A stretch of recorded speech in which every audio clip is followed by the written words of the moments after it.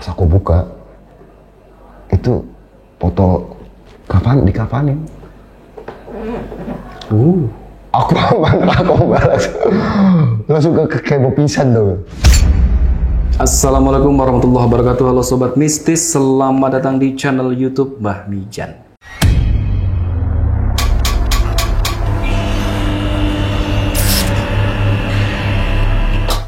Alhamdulillah, waskurillah, wa ni'matillah, wa barakallah. Teman akrab Mbah Mijan, sahabat karib Mbah Mijan yang sudah lama menghilang, sekarang kembali dan sekarang juga ada di depan mata Mbah Mijan.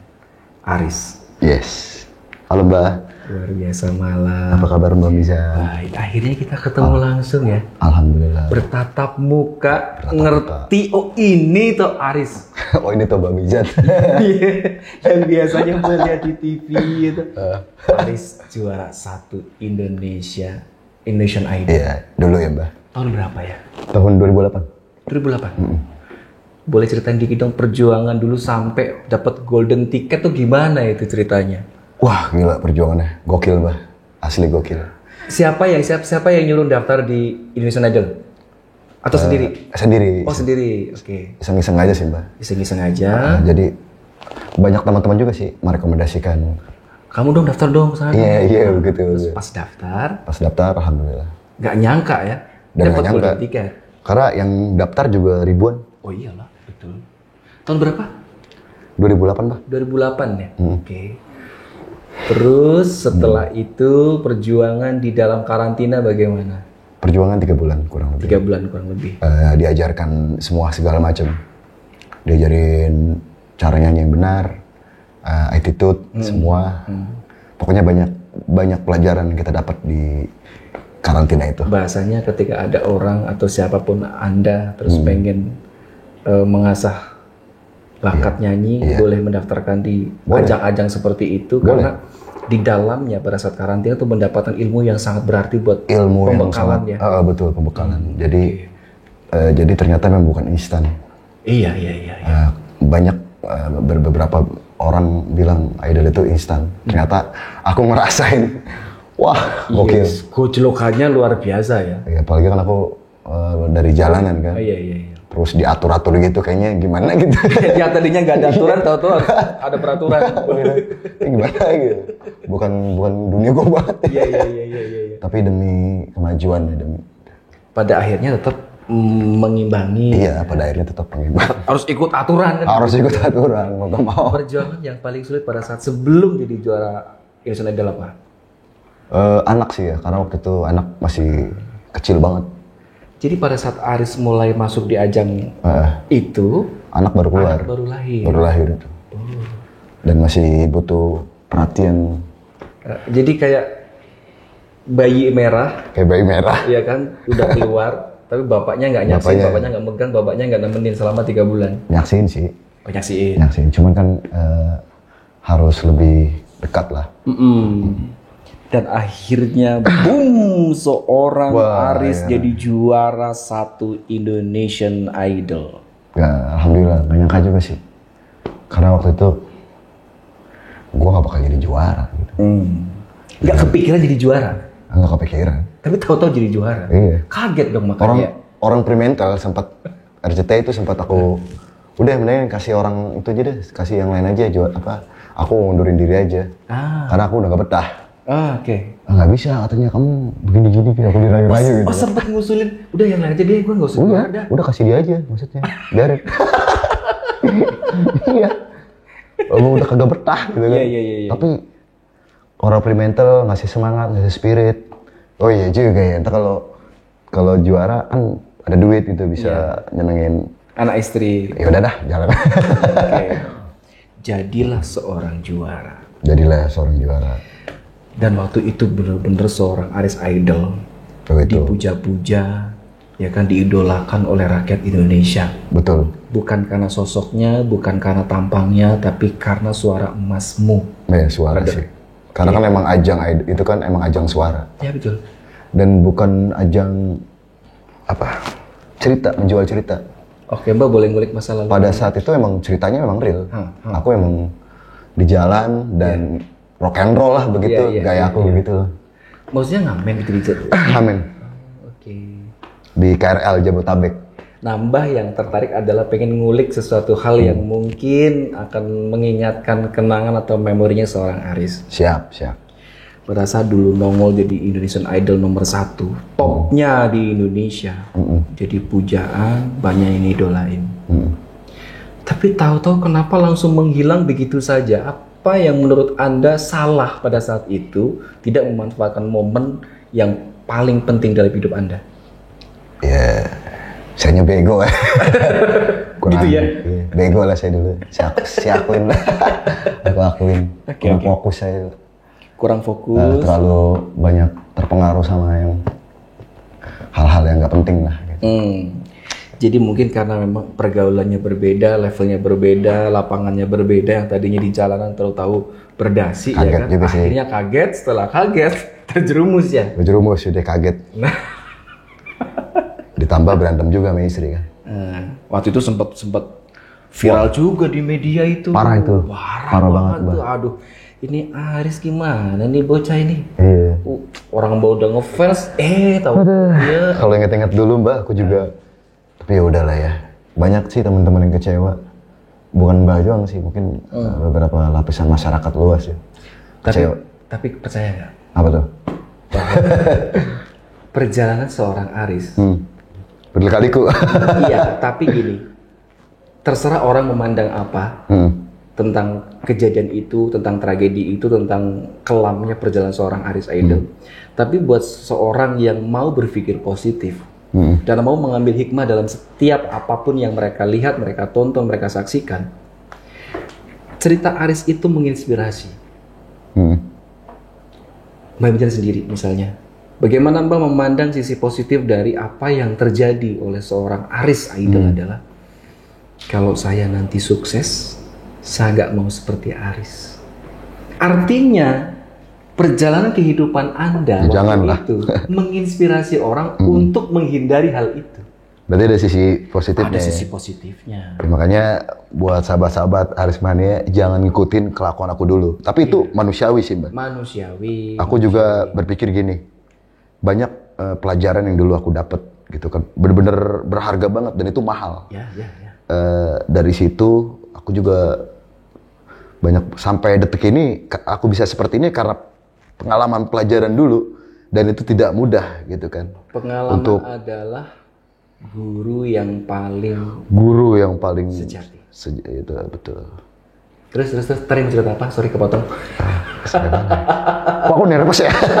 Nervous ya? Iya, ketemu Mbak nervous? Nervous Mbak, sedikit tapi.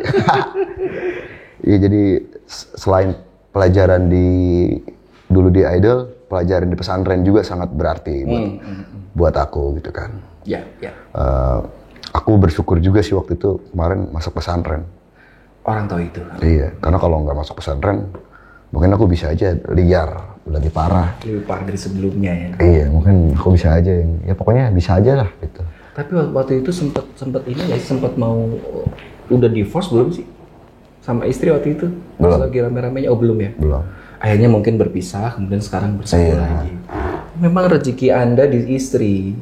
Mas Aris itu wis tumbuh ketemu tutup botol ketemu tutup itu sudah pas. Iya sih memang kalau kata orang Jawa gitu. Iya, kalau orang Jawa bilang begitu. Kalau orang dalam prediksi pasangan sudah botol sama tutup, mau apapun gelombangnya, rintangannya, godaannya, cobaannya tetap panjang. Betul banget, Mbak. Aku tuh sama istri kurang lebih kita nikah 2006. 2006. Udah 16 tahun, 17 tahun. Sudah mau 16 tahun jalan. Iya. Jadi mengarungi lika-liku rumah tangga itu luar biasa. Sampai berubah. Tapi gini Aris, bahwa manusia itu butuh proses dalam hidupnya. Iya, betul. Siapa yang nggak punya proses? Semua orang memiliki prosesnya sendiri-sendiri. Dan semua orang menjalani takdirnya masing-masing. Iya, betul, Mbak. Menjalani takdirnya masing-masing, menerima nasibnya masing-masing. Masing-masing. Gitu. Yang penting adalah gini. Pertanyaan yang paling kita buat seorang Aris. Siap. Anda masih pengen berkarya lagi? Masih lah, semangat. Cuman sih. Apa cumanya apa? Cuman kadang-kadang aku suka emang sih kadang-kadang suka ada rasa putus asa. Tapi setelah aku timbul rasa putus asa itu, aku inget ke anak, ke istri. Terus sebentar, Mbak potong. Apa yang membuat seorang Aris Idol putus asa? Apa? Kayak apa misalnya?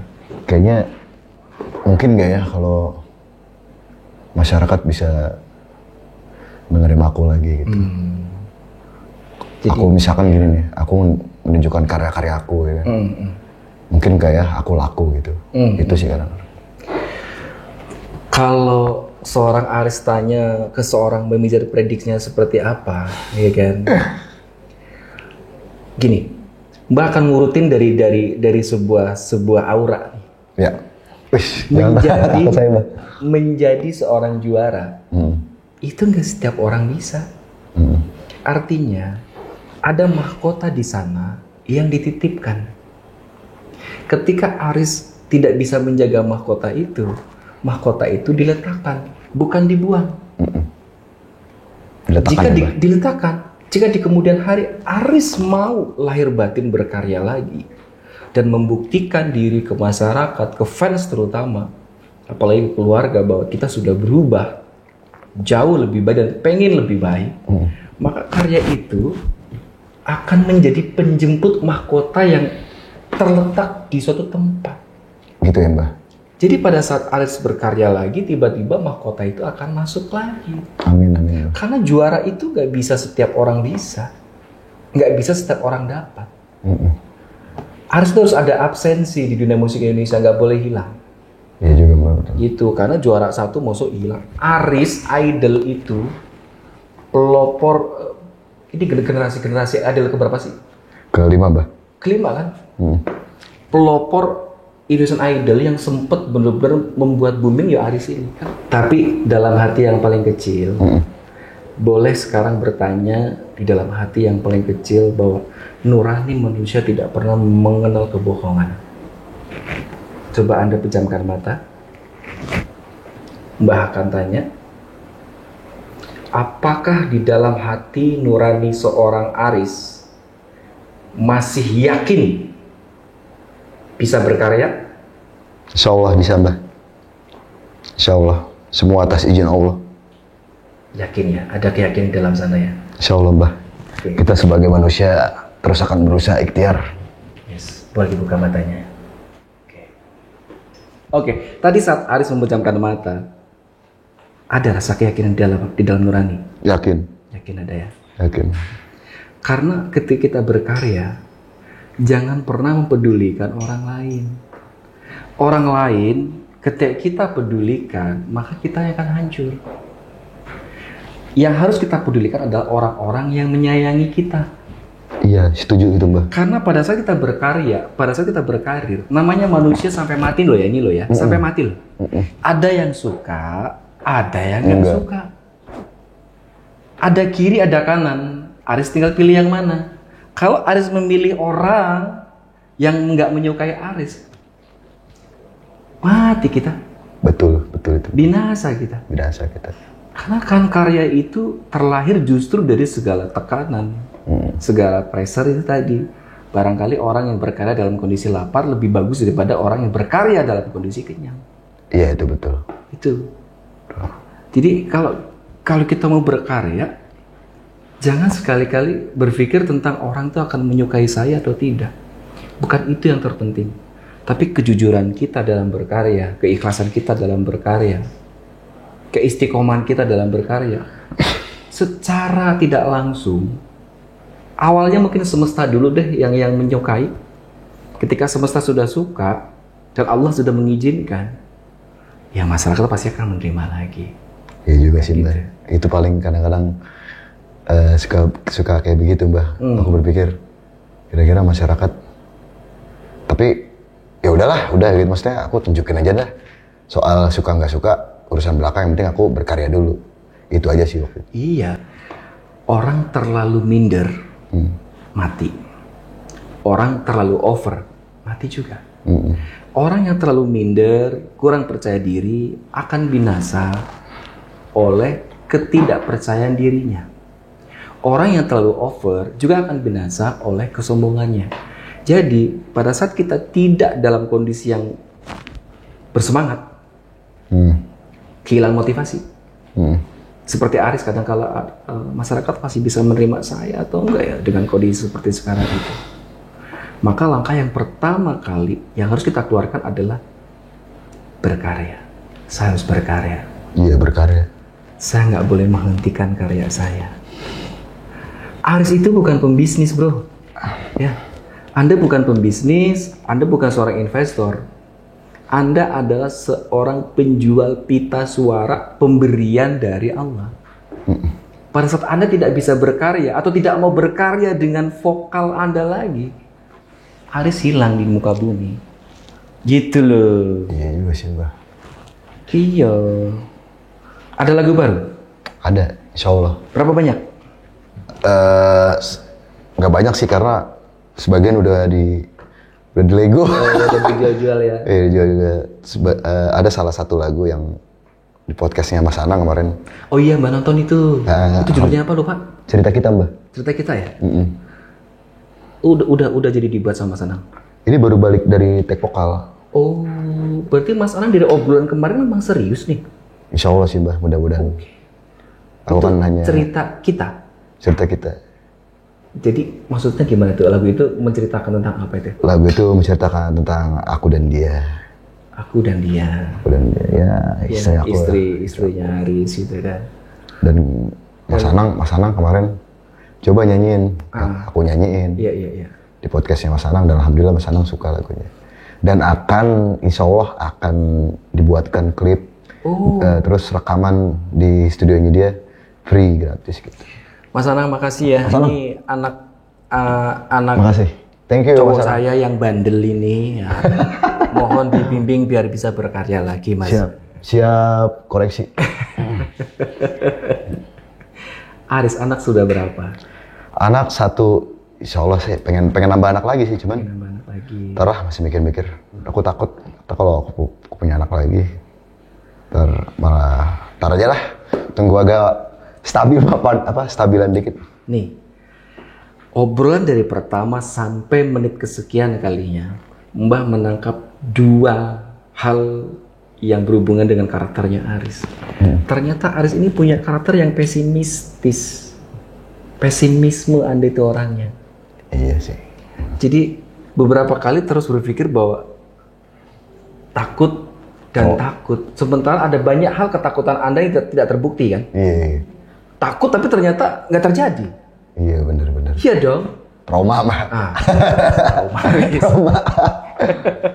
Mungkin karena terlalu banyak masa lalu yang kelam dulu ya, jadi agak sekarang lebih berusaha untuk lebih tertata dan lebih rapi sih, berusaha untuk.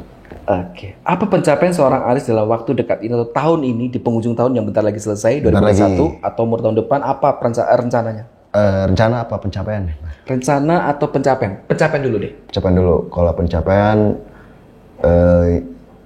lebih ke ini sih Mbak, ya mudah-mudahan aku sih nggak muluk-muluk, lebih ke pribadi aja dulu Mbak.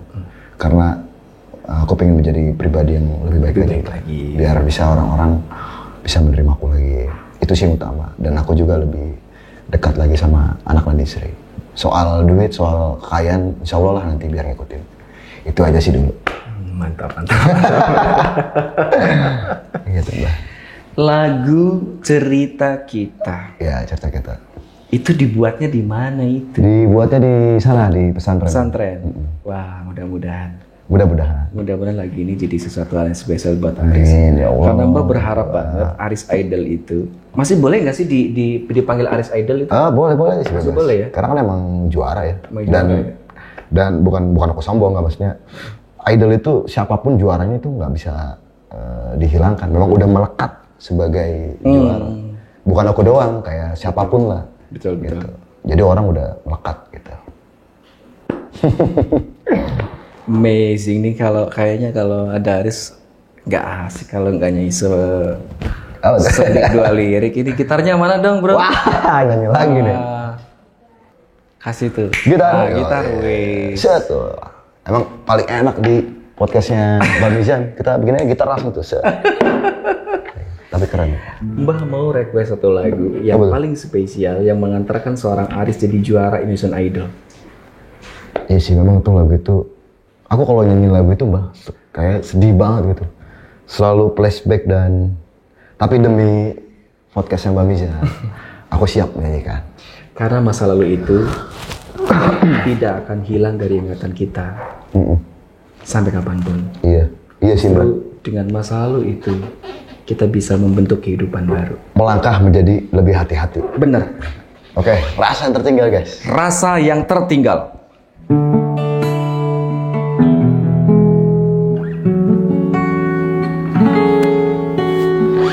Bila asmaraku tak tiba, merenggut napas di jiwa, itu dia yang datang hadirkan cinta, menyebar ke dalam rasa. Dapatkah aku memeluknya, menjadikan bintang di surga, memberikan warna yang bisa menjadikan indah. Aku tak mampu mengatakan, aku tak mampu untuk mengungkapkan, hingga sampai saat ini perasaan tak tertinggal. Langsung berkaca-kaca ya matanya. Langsung berkaca-kaca. Aduh, sedih banget Bang. Memang benar-benar ini lagu yang lagu legend ini Bang. Oke, Aris, thank you banget. Siap, sudah siap. mampir, sudah datang. Siap Bang Mizan. Bantu-bantu Bang Mizan, mudah-mudahan aku selalu menjadi Insyaallah. Selalu lebih baik. niat Aris pengen jadi lebih baik lagi. Mbah percaya Allah akan membukakan jalan, Allah akan memberikan peluang. Tapi ada satu lagu. Boleh? Boleh gak Bang Mizan? Boleh. Cukup durasinya? Cukup. 2 jam, 5 jam tak layani, Bos. Bisa aja Mbak. Enggak, jadi sebelum aku nyanyi lagu ini, Ya. bisa dibilang pengungkapan kesalahan aku yang dulu sama istri. Oke. Dan insya Allah tidak akan terulang lagi lah, mudah-mudahan gitu. Dicatat loh. Oh iya. Oh, insya Allah. Omongan ini Mbah catat di podcastnya Mbah Mijan. Siap. Insya Allah. Nanti kalau seorang Aris belak-belok lagi, Mbah kirimin potongan videonya, Mbah sentil bijinya ya. Siap. Oke, ya.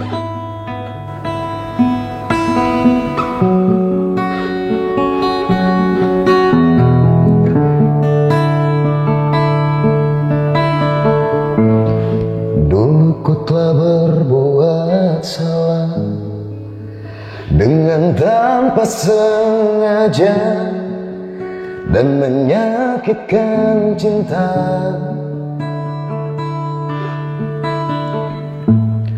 Kini ku telah sadari semua, sungguh ku telah menyesal, takkan lagi terulang.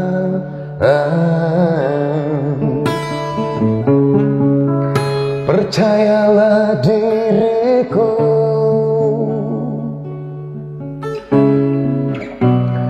cintamu tak akan membuat hatimu luka. Jangan kau dengar kata mereka, jangan kau dengar kata yang lain. Apapun yang terjadi tetap kau yang ku cinta. Buanglah segala sumpah-sumpahmu, buanglah segala rasa marahmu. Apapun yang terjadi ku kan tetap setia.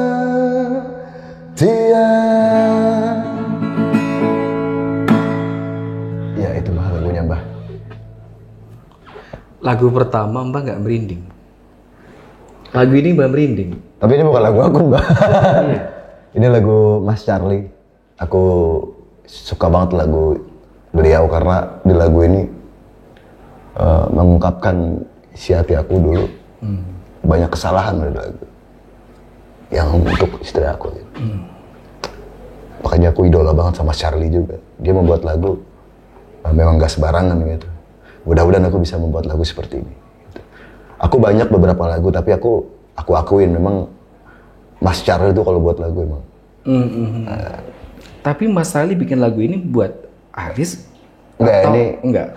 Kalau dilihat dari ceritanya sih lagu ini kayaknya dibuat untuk istri. Ya. Gitu. Dan ceritanya kayaknya sama gitu. Jadi kayaknya Mas Charlie sama aku mempunyai cerita yang sama lah gitu. Tapi memang ada beberapa orang yang mengaitkan kalau Aris itu identik banget vokalnya dengan Charlie. Tapi memang kalian punya hubungan dekat atau? Enggak sih Mbak. Enggak ya? Enggak sih Mbak. Udah pernah ketemu langsung? Sering dulu. Sering. Tapi secara intensitas komunikasi nggak ada ya? Nggak ada. Dulu sih sempat intens ya. Tapi setelah ya nggak apa-apa lah. Mungkin karena Mas Charlie sibuk. Mas Charlie, ada idola Anda yang mampir ke rumah saya dan mengidolakan lagunya. Mudah-mudahan Mbak bisa jadi jembatan nih. Siap. Buat kumpul lagi, bareng-bareng berkarya lagi. Mas Charlie tak tunggu ya. Ini ada idola di sini, besok ketemu. Oke, saudaraku, thank you banget. Siap. Sukses selalu. Amin. Terima kasih. Sehat. Siap. Jangan lupa ungkapan Anda sudah saya catat di diary vlog saya. Siap, Pak Mijan. Mau diingetin ketika nanti salah-salah jalan? Insya Allah, Pak Mijan. Insya Allah. Thank you banget. Mbak sebetulnya pengen banget mengakhiri podcast, tapi ternyata Mbak masih betah. Ada satu hal yang mengganjal di pikiran Mbak Mijan, apa yang belum Mbak tanyakan? Oke guys, jangan pernah melupakan podcast Meja Bolong bahwa kita membahas tentang hal-hal yang sifatnya mistis. Aris. Itu pokoknya. Terakhir. Mbak pengen tanya, apakah Aris pernah mengalami cerita-cerita mistis, pengalaman mistis, atau melihat hal-hal yang sifatnya irasional? Kalau melihat sih enggak Mbak, tapi aku bisa merasakan. Apa gimana ceritanya itu? Jadi sekarang kan di rumahku itu memang ada salah satu kamar kosong. Dan aku penasaran tuh Mbak ceritanya kan. Terus? Aku penasaran. Kapan waktu itu ya? Marasya waktu itu ya. Aku sama anak aku Mbak. Syah, temenin ayah yuk. Mau ngapain ya? Mau itu lihat kamar kosong gitu kan. Pas aku lihat kamar kosong itu memang banyak benda-benda ini sih. Benda-benda mistis. Ya, benda-benda lama lah. Gitu. Aku sih nyebutnya nggak mistis. Benda-benda lama. Setahu aku, yang aku tahu ya, kalau di Islam itu kan memang kita nggak boleh meninggalkan kamar kosong gitu kan, apalagi dengan benda-benda yang memang agak-agak gimana gitu. Iya. Dan aku nggak sengaja bukan bongkar sih, aku buka kayak lemari paling bawah itu, iseng aku lihat. Tapi yang dialami dengan maaf pas aku buka itu foto dikafanin. Aku balas langsung kayak mau pingsan dong. Aku takut horor kan gitu. Iya. Hah? Aku lihat-lihat gitu. Hah? Mayat. Jadi orang meninggal gitu. Dipetik. Foto-fotonya semua. Kamar itu. Maksudnya foto-foto banyak orang atau satu? Bukan banyak, satu. Tapi kan aku kan takut, Bang. Iya. Gitu loh foto itu orang meninggal. Pantasan aja selama itu di rumah itu kayaknya panas hawanya. Aku suka kadang-kadang hal-hal kecil-kecil aja. Ini sih nggak tahu ya. Yang aku tahu kayaknya emang ke rumah itu auranya gitu, panas. Itu dirasakan oleh seorang Aris ya. Dan itu kadang-kadang istri dan anak aku suka ngedengar suara-suara di kamar itu. Benda-benda antik gitu Mbak. Benda-benda. Ya memang benda. Dan ada lukisan Mbak. Lukisan itu gede banget dan itu nggak boleh diituin. Aku buka kan penasaran. Ya udah sekarang udah tahu deh. Gitu. Memang lukisan, benda-benda antik itu biasanya mengundang mereka untuk datang. Iya. Karena benda-benda itu membuat mereka tuh penasaran. Begitu. Oke, luar biasa sekali. Aku emang suka horor Mbak. Makanya kalau Mbak lagi explore ke suatu tempat. Gitu. Boleh. Nanti mau Mbak ajakan explore? Mau? Aku tuh sebenarnya takut tapi aku pengen coba-coba. Penasaran gitu. Nanti ikut Mbak Mijan explore terus tantang nyali. Siap. Kondisi tantang nyali itu dalam kondisi sendirian dan memang agak gelap karena pakai. Oh gitu Mbak? Iya. Aku sendirian? Sendirian. Oh udah gak jadi deh Mbak. Aku cuma nemenin mau dah. Siap, makasih Mbak Mijan. Oke. Thank you banget ya Aris. Selalu pokoknya jangan pernah berhenti berkarya. Iya, siap. Oke. Hapus resahmu, lawan takutmu. Lawan takut. Salam mistis. Assalamualaikum warahmatullahi wabarakatuh. Waalaikumsalam warahmatullahi wabarakatuh. Siap.